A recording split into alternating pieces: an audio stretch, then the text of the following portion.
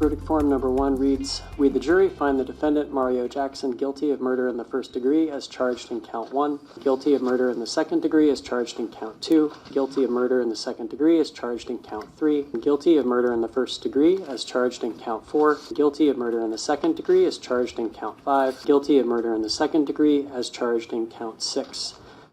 Happening just a couple of hours ago, a jury has convicted an Anchorage man of murder in a downtown double shooting. Johnson Kuhn was in court today and joins us now with that story.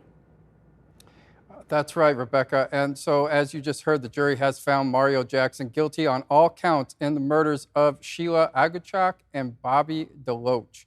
Jackson was convicted of 2 counts of first-degree murder and 4 counts of second-degree murder in the October 17th shootings near the Red Cross building on East 8th Avenue in Anchorage. Jackson had taken the stand in his own defense earlier today, denying he was the man seen in surveillance video of the shooting and claiming he was riding around downtown when the shots were fired. The jury rejected that account, and a sentencing date has now been set for October 2nd. Rebecca? Happening now, the Alaska Dive Search Team and Rescue and Recovery Team is looking for a missing man in Juneau. Juneau police identified him as Benjamin Stepetin. He was reported missing back on June 26. The case is being handled as a criminal investigation. Investigators think he may have went down near the water near downtown the night he was missing, and saying efforts will continue near the cruise ship piers through May 17th. If you know anything, call Juneau Police. Now to 2 separate stories involving vehicle crashes into buildings in Wasilla. A driver has been arrested after ramming his car into the police station. But first, we start with a man now facing charges more than a year after he was accused of crashing into a restaurant in Anchorage. Danny Tompkins has the details.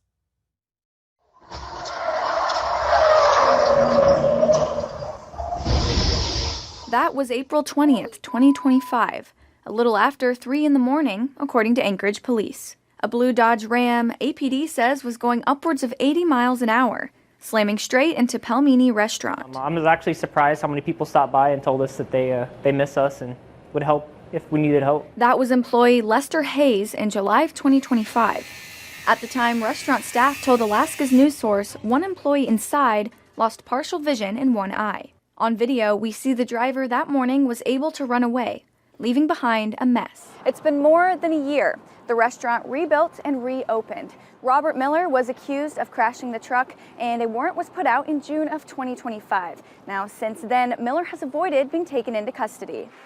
Until now, when Miller was scheduled to face a judge on Thursday in this very room, but he refused to show. We are told it's been rescheduled for Friday.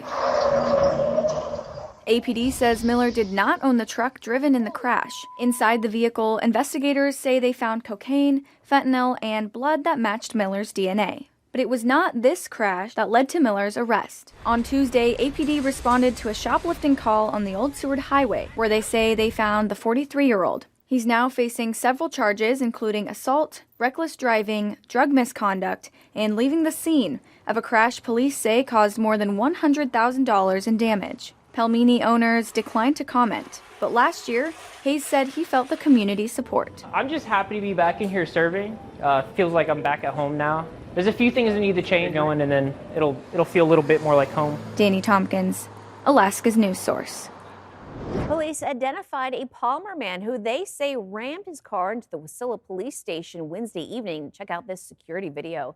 The driver crosses to the south side of the building, where police say that he drove around several concrete barriers before popping up on the lawn. The vehicle then heads straight for the lobby and gets wedged inside the building's Arctic entry. The driver, now identified as Thomas DeSalvo II of Palmer, stayed in his car while spraying bear spray towards the lobby.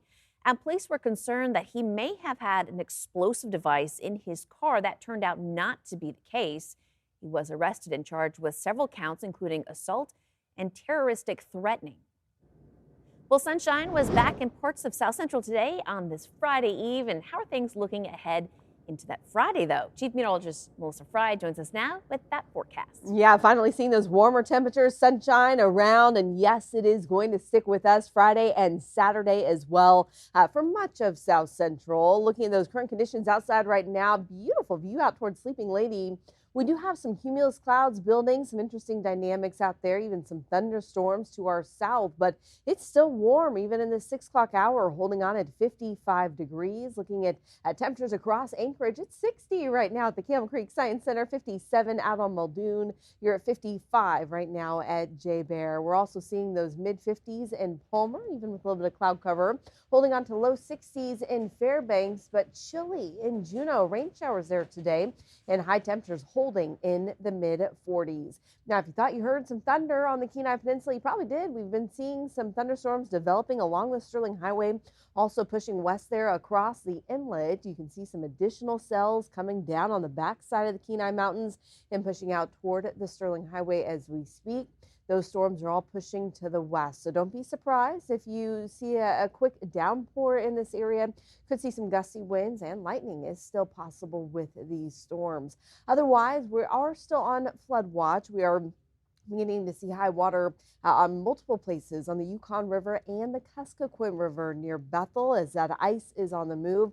I'll have closer details on what you should anticipate tomorrow and through the weekend when it comes to ice breakup.